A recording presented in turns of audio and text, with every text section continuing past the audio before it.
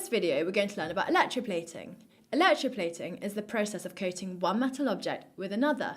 It works by electrolysis, which is when electricity is used to drive a chemical reaction.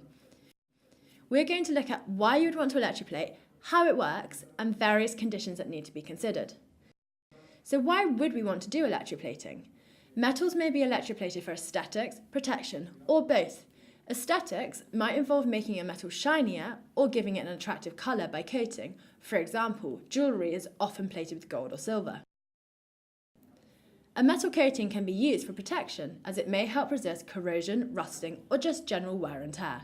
Car rims are electroplated for both shininess and protection. Chromium, commonly known as chrome, nickel, tin, zinc, and cadmium are often used to plate copper, iron, and steel objects. Tin cans are actually made of steel, but have a thin tin coating. Ed White, the astronaut who made the first American spacewalk in 1965, was wearing a gold-plated visor to protect his eyes from the solar radiation. So how does electroplating work? An electric current is passed through a solution that conducts electricity, called an electrolyte. To create this current, two electrodes are dipped into the electrolyte solution and connected to a battery or power supply. So we end up with a setup that looks something like this. When the current is turned on, the electrodes gain a charge. The positively charged electrode is called the anode, and the negatively charged electrode is called the cathode. The electrodes in an electrolyte are carefully chosen based upon what metal you are plating with. So if you want to copper plate another metal, you will use a copper-based electrolyte solution and have a copper anode. The copper for the plating comes from the electrolyte solution, which in turn has its stocks replenished by the copper anode. So let's look at copper plating as an example. We want to copper plate some brass. So we have a copper anode, a brass cathode, and a copper-based solution for the electrolyte. So copper sulfate solution. Copper sulfate solution contains blue copper ions and colourless sulfate ions. The copper ions are positively charged and so are attracted to the negatively charged brass cathode. The copper ions deposit onto the brass, producing the thin copper plate. The positively charged copper ions gain electrons, which is known as reduction. The sulfate ions are negatively charged and so are attracted to the positively charged copper anode. The current supplied to the anode causes the copper atoms to oxidize, which is lose electrons, and then dissolve into the electrolyte solution. So the copper ions move from the anode to the cathode in the solution, and the electrons move from the anode to the cathode, but along the wire. The copper anode bar gradually dissolves to replenish the copper ions in the electrolyte solution, so the solution stays at the same concentration.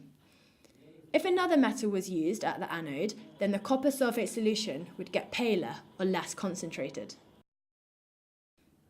So just remember that oxidation, the loss of electrons, takes place at the anode, and reduction, the gain of electrons, takes place at the cathode.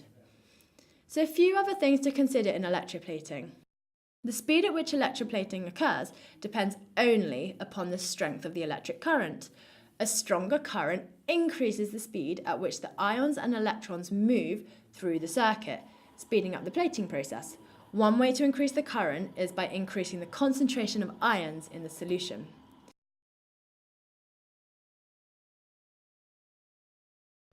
It is also important to choose your metals carefully in electroplating. Not all metals will alloy with each other. For example, steel has to be copper plated and then silver plated because it will not form a direct alloy with silver. There are also environmental concerns associated with some metals. Chrome plating, for example, creates waste materials which are dangerous to humans and animals. Waste products have to be treated accordingly to make sure they are safe, which can be very expensive. And finally, most importantly, for current to flow, the ions need to be able to move. So the compound must be molten or dissolved in a solution. So in conclusion, from this video, you should understand how electroplating works using electrolysis. When the current flows, the positive ions in the electrolyte solution move towards the negative cathode, where they gain electrons, which is reduction. And this is what causes the plating to occur. At the anode, the current causes the metal atoms to lose electrons and dissolve into the electrolyte solution. The electrons, which the metal atoms lose, flow back to the power source and around to the cathode. Losing electrons at the anode is known as oxidation. So just remember, we have reduction at the cathode and oxidation at the anode, and that's electroplating.